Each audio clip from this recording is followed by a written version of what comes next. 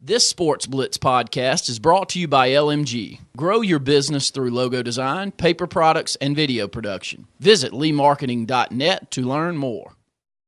What Auburn had last year in Kyle Frazier and Johnson Wallace, the only X factor was Jeremy Johnson, and I think he pushed to become the starter a lot more than really people were expecting, even the coaching staff was expecting. So I think that's a good sign for the future. But yeah, I think Nick Marshall, Malzahn came out and said that once he got a decent grasp on some of the concepts and the offense, that he exceeded everybody and pulled away and earned the job. He won the job, and that in itself is something to me that's a lot more positive than the last couple of years when when it just seemed like, well, we just named a guy because we didn't really have a choice going into the season.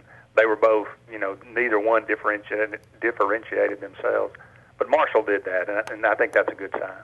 Yeah, no doubt about it. Andy, we'll talk about something that you don't like to talk about heading into the season, especially the week before, or actually about a week and a half before the first game, and that's a rash of injuries. D. Ford was a senior defensive end that Auburn was going to be relying heavily on. It was like he's going to be out for the opening game, maybe out for more than that. Sophomore cornerback Jonathan Jones, he was at second team at the time, slipped on some steps and broke his ankle. So I mean that is some unfortunate news there. And looks like reserve defensive tackle Tyler Nero suffered an injury and be sidelined for undisclosed amount of time. So.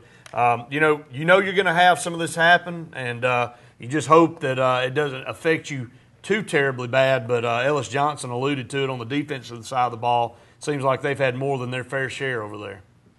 Absolutely, and they seem like they've all kind of come here in the second half of fall camp. And losing D. Ford, that's a huge loss. But just because of he's being a senior, he's a leader. His presence really cannot be made up for. And, you're going up against Washington State, a team that's going to throw the ball, 60 times probably. His pass rushing ability is definitely going to be missed. And again, Jonathan Jones, another guy that was really going to get to play a lot. I think, you add all this in with these minor injuries from the defensive line and some other guys in the secondary, you add to that Demetrius McNeil being kicked off the team because of a violation of team rules. Well, he was arrested. There's some losses now that the defense is feeling, and it's going to make a difference. It is what it is. Some young guys are just going to have to step up, and when Kyle Frazier came out and volunteered to move to safety, we all kind of said, well, that's good that we don't have to worry about him at quarterback. But now he may be even playing a lot more than anybody envisioned, by midseason. The biggest move and the most surprising, I think, over the weekend was Jonathan Ford moving to the defensive side of the ball. We've talked about him all preseason. What a great job he's done at the running back, and how much he had impressed everyone. So obviously he's a tremendous athlete. He's got a lot of speed, and he's volunteered to move to cornerback to try to create some depth. That'll tell you how much how hurting they are right now that you have a running back moving over trying to just create some depth. But this is what football's about. You just have to make up where your losses are. People are going to get nicked up and beat up, and you got to have depth in college football, especially in the SEC. Yeah, when one of your seniors in the secondary, especially in an area where Auburn was hurting, Luke and Andy, Demetrius McNeil, rested, and Malzahn wastes no time dismissing him from the team. I think he's sending a message that he's in full control. I remember back to Nick Saban's first year at Alabama. He had to do some things he didn't want to do and knew it was going to be a 7-6 year or a mediocre year. But he had to send a message that, look, there's just no toleration for this kind of behavior. Obviously, Demetrius McNeil was going to be somebody that we relied heavily on. Now he's not there, and obviously he didn't have the team at the center of his focus. And that's what Gus Malzahn's trying to do to these players is say, look, if you're not – I don't care how good you are. If you're not focused on what we need you to be focused on, then you need to be gone. And so it hurts to lose him. But at the same time, I think the message is stronger there, Andy and Luke, that he's trying to say, look, I'd rather have somebody else that may not be as talented as you out there on the field than have you bringing your problems to the forefront. Absolutely. And as far as McNeil is concerned, I mean, he did not practice all of spring. He'd only practiced, I think, 1 or 2 days in fall camp because he'd had an injury. So it seemed like you get the impression that he was on his third strike. He had some issues before, so and to be honest, look, if it would have been a case, of anything, I mean, if the kid maybe had failed the test, you could say, well, okay. But, I mean, if you're carrying marijuana and you're on your third strike, why would you want somebody that stupid on the team? So I'm glad that Malzahn made the decision, and I'm glad that he's kind of weeding out, no pun intended, the bad seeds. Well, Andy, looking at this Washington State game at the beginning 4 or 5 weeks ago, it was a Washington State with all the injuries or all the problems at least. They've got, I think, 2 walk-ons starting and along the offensive line. They've got some problems in their own right. But Auburn's trying to catch up to them right now, and all of a sudden this game looks like it's going to be one of those high-flying affairs. Everybody thought it would be anyway, but maybe there'd be some more stops. I mean, Mike Leach, he may put it in the air 80 times. Because if Kyle Frazier sounds like he's going to get some meaningful minutes, you may get Jonathan Ford, who wasn't playing defensive back playing 3 days ago, and now he's playing defensive back. McNeil's off the team. Jones is hurt. I mean, this is going to turn out to be one of those games where I don't know that they can get the over high enough.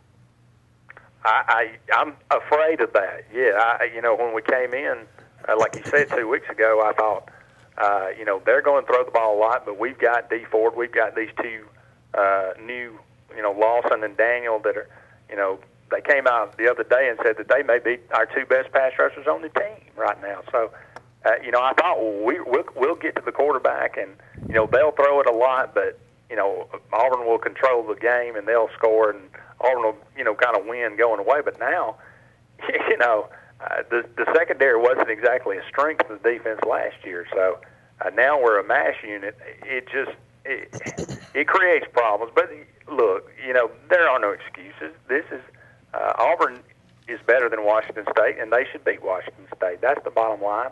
And some of the younger guys have got to step up. That's what being, a college football player is all about. Andy, we'll close here, obviously, with the recruiting. We always have callers wanting to talk about recruiting. And, the new Rivals 250, Rivals 100 move, you get to look at some of the updates. And Auburn really has some jewels, as you've alluded to, in this class so far. But, again, I go back and say until February comes, I'm not counting anybody in the column for Auburn. But Auburn does have now 5-star Rock Thomas from Oxford, 5-star wide receiver DeQuil Williams from Mississippi Gulf Coast. Trey Williams from St. Paul's High School, Mobile, gets his 5th star. He's one of the best linebackers in the country. You got several 4-stars, defensive end Justin Thornton from Mobile, 4-star Derek Moncrief from Mississippi Gulf Coast. So 2 of those guys are JUCO guys, but I think Derek Moncrief has 3 years of eligibility. And 4-star cornerback Nick Ruffin from Atlanta. So Auburn right now, as you alluded to, with 14 total commitments, is the lowest in the total of top 25. So some definite room to move up. Absolutely. Texas A&M and LSU, I think, both have 14, but that's the only 3 schools, I believe, in the top 25 in really any service that you look at. So, yes, it's impressive, that Kentucky and Tennessee, they're really high, but they've got 24 and 25 commitments. They're only going to go down from here. So I look for Auburn. I think a lot of kids are going to take a wait-and-see kind of approach to Auburn, and I don't blame them one bit for that. I certainly would. But if Auburn, comes out and just you'll be able to tell a difference right away, and not so much as in record as I think you'll be able to tell pretty quickly whether Auburn's taking a step forward or not, or the future, how bright the future does look. But only 14 commitments right now in August. I have zero concern about that at the moment. So, like you said, Auburn, they're ranked 15th by ESPN, 15th by 24/7. I think their class is 21 by Rivals, 22 by Scout. So they're in the top 25 right now with much far fewer recruits than most of their contemporaries. So recruiting's going well. As far as some guys maybe they're looking at, a defensive end by the name of Andrew Williams, the coaching staff is really high on, out of Georgia. Ronnie Clark, the safety linebacker from Calera, that's down to Auburn and Alabama. Most people thought he was an Alabama lock, but now maybe it seems like a toss-up. And another guy, defensive tackle out of Georgia named Elisha Shaw, another four-star guy. These are some of the guys that Auburn's pretty heavy on, not to mention Rashawn Evans out of Auburn. But those are some guys to keep an eye on. Andy, good stuff as always. We appreciate it. And this time next week, we'll be previewing game time. We'll be talking about Auburn and Washington State, as we'll be only a few days from kickoff. So looking forward to it. Appreciate you every week, Andy. I enjoy doing it, brother. Thank you so much. See you, Andy. It's Andy Graham there with Auburn Blitz.